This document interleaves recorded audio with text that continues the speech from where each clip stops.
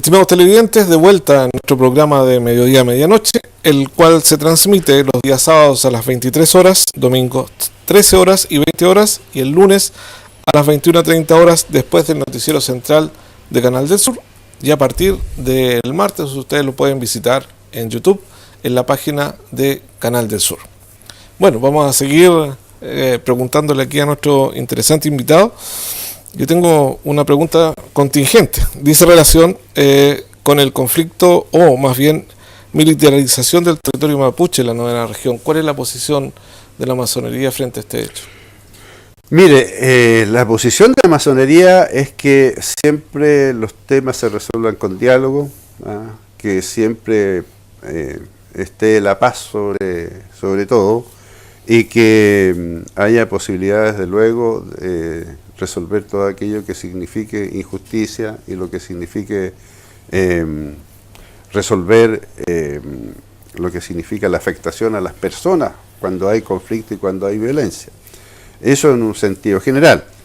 Ahora, en lo personal, desde luego tengo una visión que he construido a través de mi experiencia de vida. Yo fui niño en un ambiente muy cerca ahí de Vilcún, conocí las comunidades en ese tiempo, las reducciones, por lo tanto tengo una mirada personal que desde luego es de alguna manera, no puedo decir que esa sea una mirada de la masonería, sino que una mirada personal. Desde luego me parece que ahí hay que resolver un tema histórico. Creo que el Estado tiene que hacer mucho más esfuerzo de lo que ha hecho. No se trata de comprar tierra, no se trata de solamente inversión, porque desde luego ha ido construyéndose a través de la gente joven, ¿no es cierto?, un relato que está centrado en lo que fue, cómo se llegó a traspasar esos territorios, ¿no es cierto?, a la jurisdicción del Estado de Chile. Entonces es un problema grave. Yo siempre he dicho, mire, aquí hay que buscar experiencias para resolver este problema. Y siempre que me han preguntado, yo he señalado, mire, miremos a Nueva Zelanda, miremos a Australia, donde se ha resuelto bien este problema, a partir de que el Estado ha asumido cuáles fueron sus errores. Obviamente somos distintas personas en el tiempo, pero en el fondo lo que queda es que el Estado chileno entró, digamos, a esos territorios y ellos fue a un costo humano importante y tal vez una comisión de verdad de reconciliación podría ayudar. Yeah.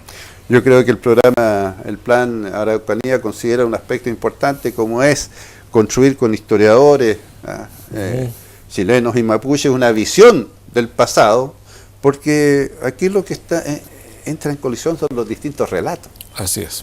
Los relatos. Entonces hay un relato reivindicatorio y hay un relato, ¿no es cierto?, que expresa la realidad del Estado de Chile hasta ahora, y donde hay víctimas distintas.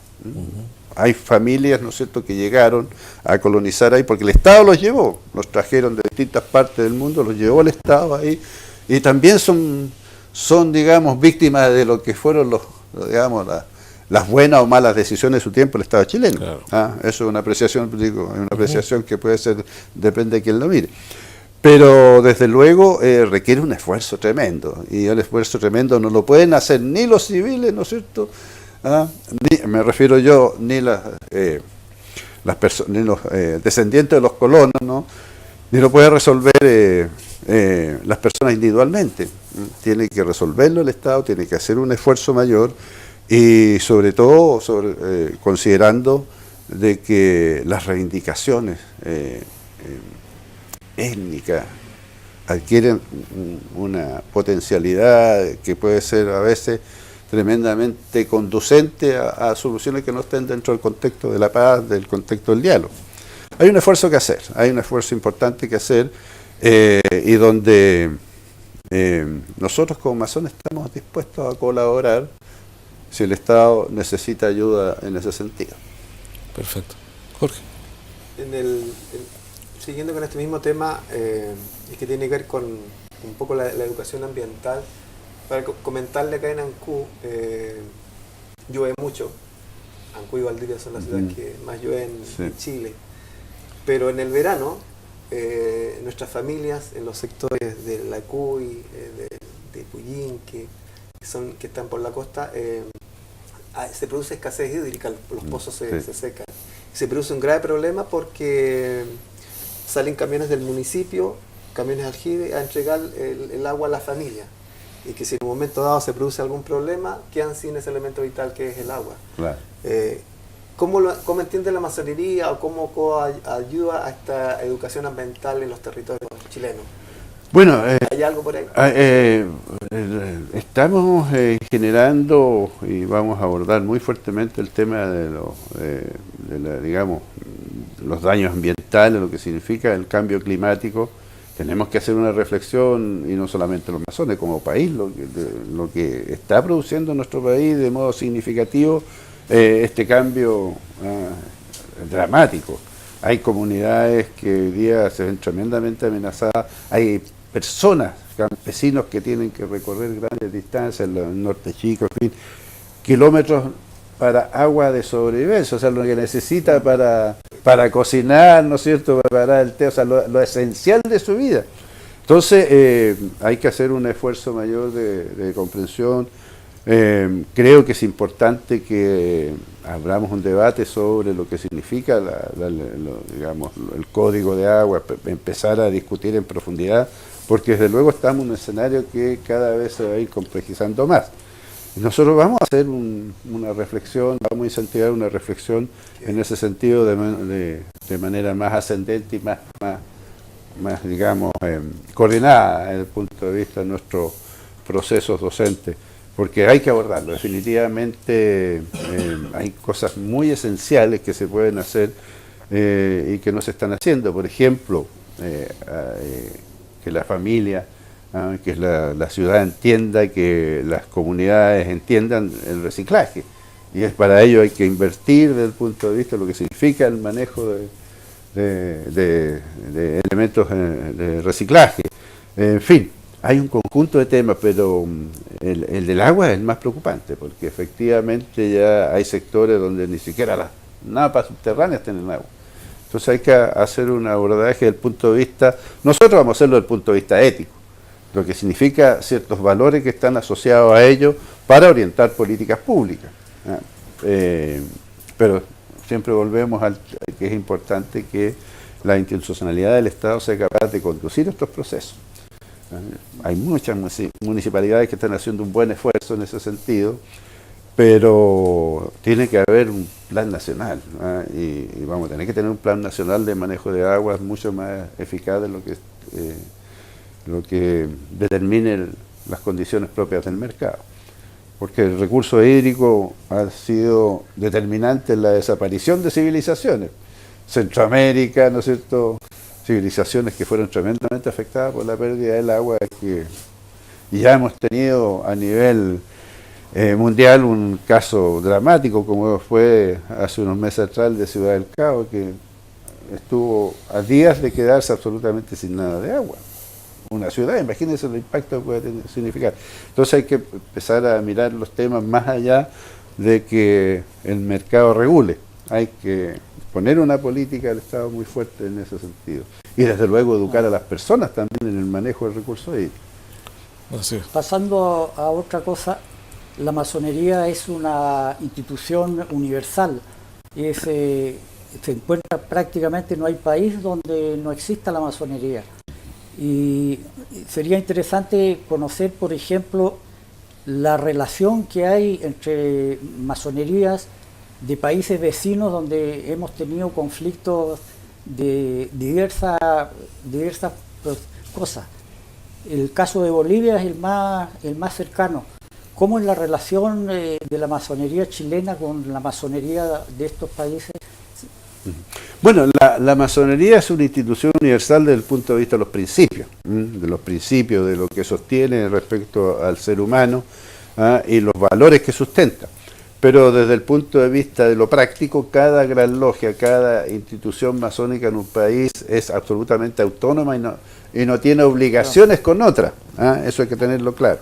Es absolutamente autónoma la masonería, no está vinculada no hay una organización, no hay un Vaticano, por decirlo de alguna manera, no hay ninguna organización de ese tipo. Sin embargo, desde luego, como promueve los valores de la fraternidad, establece relaciones muy estrechas, fraternales, desde el punto de vista de cómo robustecemos estos valores, estos principios colectivamente en el plano internacional. En América está radicada la institución masónica más antigua del mundo, que es la Confederación Masónica Interamericana. Y esta Confederación Masónica Interamericana se reúne cada cierto tiempo y promueve ciertas discusiones valóricas importantes. Y dentro de ello están divididos por zona y nosotros participamos en la sexta zona. Chile participa en la sexta zona, donde está Argentina, Uruguay, Bolivia, Perú, Paraguay. Es un espacio de relación tremendamente favorable para el encuentro, para vivir la fraternidad, conversar cosas que son de interés común. Y en ese contexto la masonería boliviana tiene muy buenas relaciones desde el punto de vista fraternal con la masonería chilena. De hecho, la Gran Logia de Bolivia nace producto de logias que pertenecían a la Gran Logia de Chile, que estaba en el territorio boliviano, estamos hablando más o menos hace 100 años atrás. Entonces, tenemos una muy buena relación. De hecho, yo estoy invitado en lo personal a la fiesta solsticial que tiene la Gran Logia de Bolivia en diciembre, y donde voy a presentar una tesis ahí, ¿no es cierto?, en ese encuentro masónico, y que demuestra cómo estamos relacionados con la masonería boliviana. Tenemos una muy buena relación, muy fraternal con los hermanos de Argentina, y desde luego con Uruguay. En fin, hace poco, en agosto, suscribimos un documento, una declaración con la Gran Logia de Perú, sobre todo centrada en el aspecto de corrupción, que sé yo, nuestro compromiso de luchar contra la corrupción, etcétera. Yo diría que es la masonería es un espacio de conversación y de diálogo, y de construcción de afirmaciones comunes, tanto en el plano interno, en la realidad país, digamos, como también en el plano internacional. Y yo creo que nosotros, para quien quiera pedir colaboración para resolver problemas, vamos a estar siempre dispuestos a colaborar, merced a estas buenas relaciones.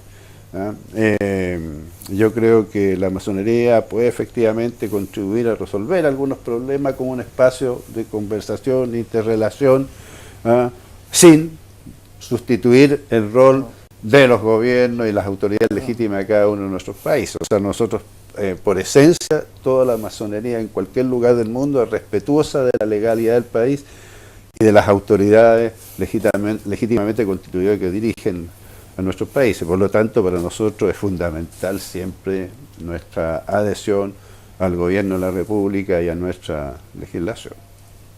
Sebastián, una consulta que se nos estaba yendo, parece. ¿Qué motivo lo trae a la ciudad de Ancud? Se lo pregunto porque nuestro programa se ve desde Chillán hasta Coyhaique, entonces... Sí, un motivo muy estimulante. La masonería chilena se divide en jurisdicciones, que correspondería a regiones, pero no siempre corresponde al mismo, porque en realidad los agrupamientos de logias, tenemos logias desde Arica a Punta Arenas, pero las concentraciones a veces se producen por distintos factores en algunos lugares específicos. Y nosotros organizamos nuestras logias a través de jurisdicciones. Yeah. Y yo cuando asumí tenía un compromiso con la masonería de Chiloé en cuanto a generar acá una jurisdicción. Las logias de acá pertenecían a una jurisdicción que tiene su base en Puerto Montt. Yeah. Lo cual todos sabemos las dificultades que ello implica desde el punto de vista de relación, desde el punto de vista de lo que significa la dependencia jurisdiccional, todos los temas administrativos, etcétera, y de actividad masónica que dependen de una jurisdicción. Entonces, la jurisdicción de Chiloé fue creada, que hay tres logias muy pujantes, algunas con una larga historia dentro de la masonería chilena, y hemos creado la jurisdicción de Chiloé, lo cual le permite tener un mayor fortalecimiento desde el punto de vista de su estructura institucional y acoger una demanda histórica, por decirlo de alguna manera. Dentro de la masonería no tenemos demanda, pero sí un deseo un deseo histórico de las logias de Chiloé de tener su propia jurisdicción y resolver todo lo que tiene que ver con el aspecto administrativo con absoluta autonomía respecto a lo que significaba anteriormente una dependencia con el continente, por graficarlo de alguna manera. El compromiso lo hice el año pasado cuando estuve de visita acá en Ancud, y luego de asumir mis responsabilidades logré que el Consejo de la Gran Logia de Chile determinara que efectivamente se constituyera la jurisdicción de Chiloé. Y hoy día lo que venimos a hacer en esta visita básicamente es formalizar, ya desde el punto de vista de la ejecución nuestra administrativa. Los decretos fueron formulados en su momento, pero había que venir a hacer un momento simbólico y de afirmación del relato, del hecho de que ¿esto conlleva más responsabilidades para quien asuma? Siempre más responsabilidades, siempre más responsabilidades, porque lo que uno espera es que efectivamente el desarrollo de la masonería siempre sea creciente, que hayan objetivos estratégicos en cada jurisdicción, que se planteen desafíos, y desde luego teniendo la capacidad de decisión dentro de Chiloé, desde luego que va a ser muy favorable. Perfecto. Don Sebastián, aquí hemos tenido distintos entrevistados. Hace un tiempo atrás ellos no quieren que yo haga esta pregunta, mis compañeros. Un bombero, y yo le preguntaba por si todavía existía al día de hoy esa triada bombero, radical y masón, y él nos comentaba de que antes sí se daba mucho más que hoy día, y yo le pregunto a usted si a un nivel nacional se mantiene esa triada bombero, radical y masón. No, siempre existe. Sí. Yo siempre la calificaba una triada tremendamente virtuosa, porque ello ha significado no solamente un aspecto ético potente, sino también una práctica de servicio social que se da en el ámbito político y como bombero, claro, que es una persona que es muy abnegada, que está en función de la comunidad de modo tan significativo. Existe todavía y hay dualidades, en fin, todo esto, pero la trilogía, el alcance que tuvo anteriormente tenía que ver con las realidades políticas de su tiempo. El Partido Radical antes era uno de los principales partidos del país, estamos hablando de 60 años atrás, 50 años atrás, en fin, y eso se notaba más, pero la esencia de esa trilogía se mantiene todavía, yo la valoro mucho. Hay otras trilogías que pueden darse también virtuosamente por ahí, están entre masón, de los miembros del Club de Leones, ¿no es cierto?, o Rotario, en fin. Se dan otras trilogías hay que también son virtuosas, ¿no? Yo creo que más allá del estereotipo que se construyó, hay que pensar que una persona que reúna 3 opciones basadas en el humanismo, excelente, porque ello favorece a las comunidades. Hablando un poco de política, la juventud actualmente se niega a votar, a elegir las autoridades hacia el futuro. ¿Cómo se ve esta situación o cómo se enfoca, cómo se justifica esta realidad? Bueno, eso tenemos que entenderlo dentro de distintas perspectivas. No hay un solo diagnóstico, yo por lo menos lo he estudiado, no hay un solo diagnóstico. Podríamos considerar que hay una indiferencia, pero también podríamos considerar que hay un mayor ejercicio de la libertad, porque también la libertad de conciencia permite decir, mira, me siento llamado o no a cumplir un deber cívico, o que esta persona en definitiva me representa o no me representa. Entonces, es parte del ejercicio de la libertad el no participar en los procesos políticos. Ahora, uno quisiera un mayor involucramiento, pero para ello también hay factores que tenemos que considerar y donde hemos dejado de hacer algunas cosas. Por ejemplo, se eliminó la educación cívica en los colegios. Claro. ¿Y qué es lo que hacía la educación cívica? Precisamente mostrarle al niño y al joven cuáles son las obligaciones sociales, cuáles son los deberes desde el punto de vista de lo que significa vivir en comunidad. Entonces, no le estamos entregando concepciones filosóficas que ayuden a formar las conciencias. Entonces estamos fallando en la educación y eso se traduce también en que nadie se siente conminado desde el punto de vista de su conciencia a enfrentar procesos que son necesarios de enfrentar porque va en directo beneficio o perjuicio de las comunidades. Entonces, una mala decisión política obviamente trae consecuencias, una buena decisión, y ahí entran todas las variables que significa vivir en democracia. Si hoy día no tenemos mayor participación, de alguna manera se debe a que nos estamos entregando formación cívica, y tenemos que hacernos cargo de eso. No basta con obligar a votar o que decirle a la persona es su deber, es que la persona intelectualmente tiene que comprender por qué es su deber, y eso se forma en los procesos educativos. Bien, estimado Sebastián, el director me señala que se nos está terminando el tiempo. En honor a ello voy a dejarle la palabra para que usted se dirija a nuestros televidentes. Bueno, ha sido un tremendo placer venir a Chiloé, venir a Ancud, conocer la hospitalidad de su gente, conocer el esfuerzo que está haciendo la masonería por las comunidades de la ciudad en que se encuentra presente.